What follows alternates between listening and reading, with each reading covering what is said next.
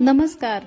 वैसे तो पूरे कार्तिक के महीने में दीपदान का बहुत ज्यादा महत्व है, लेकिन वैकुंठ चतुर्दशी के दिन दीपदान करना सीधा वैकुंठ धाम प्राप्त करने के बराबर होता है।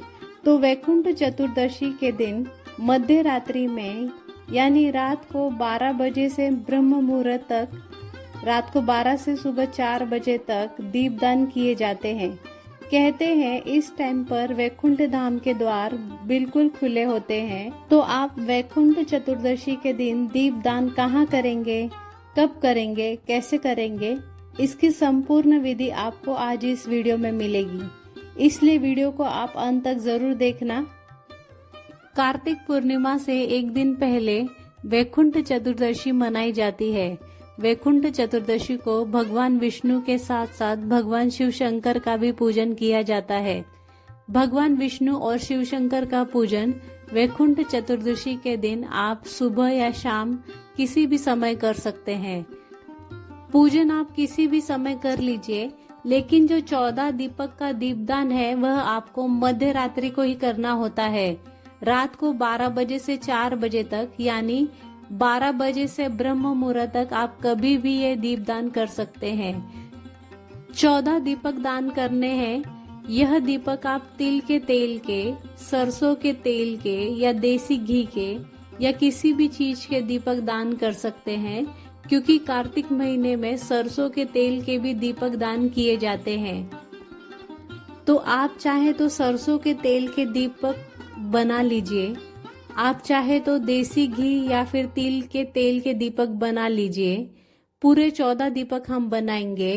रात को 14 दीपक बनाने के बाद फिर हमें ये दीपक कहाँ रखने हैं, कैसे दीपदान करना है, कहाँ कितने दीपक रखने हैं, वे आपको मैं अभी बताती हूँ।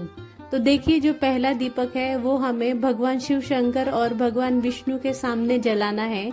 इसके बाद दूसरा दीपक हम अपने घर के मंदिर में, जो भी आपके इष्ट देव है, जिनका भी आप पूजन करते हो, हम वहाँ पर अपने घर के मंदिर में एक दीपक जलाएंगे। तो दूसरा दीपक घर के मंदिर में जलेगा। तीसरा दीपक गौशाला में जलाया जाता है, लेकिन रात को मध्य रात्रि में गौशाला जाना पॉसिबल नहीं होता।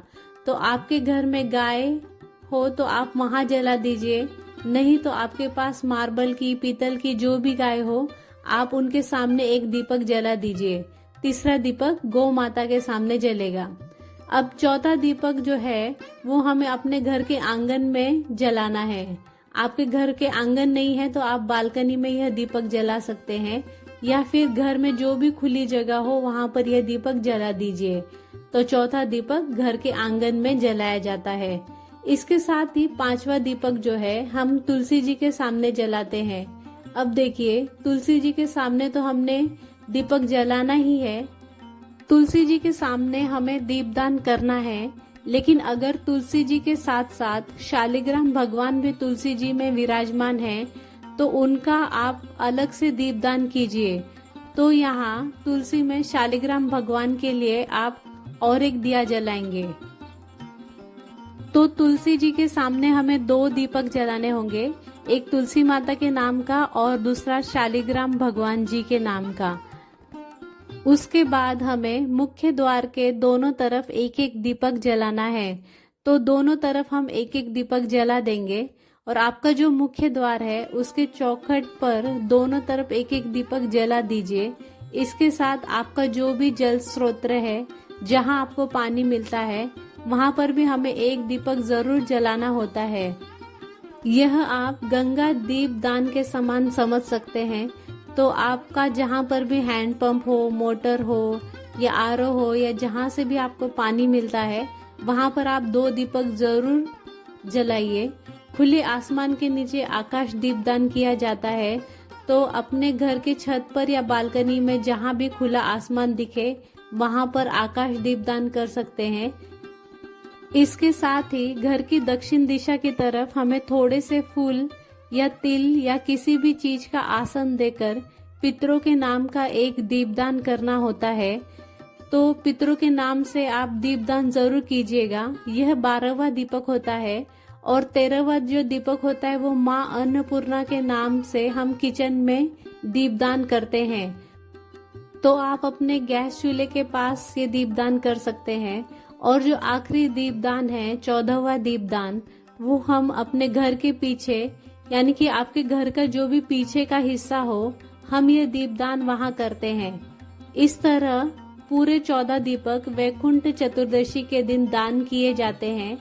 माना जाता है यह 14 दीपक दान करने से सभी प्रकार के पापों का निवारण होता है, सभी सांसारिक सुख प्राप्त होते हैं और वैकुंठ धाम की प्राप्ति होती है।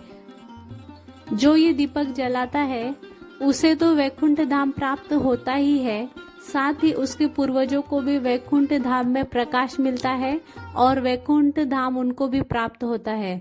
अगर आपको यह वीडियो पसंद आया हो तो प्लीज लाइक एंड शेयर करिए और मेरे चैनल को सब्सक्राइब करिए। Thank you.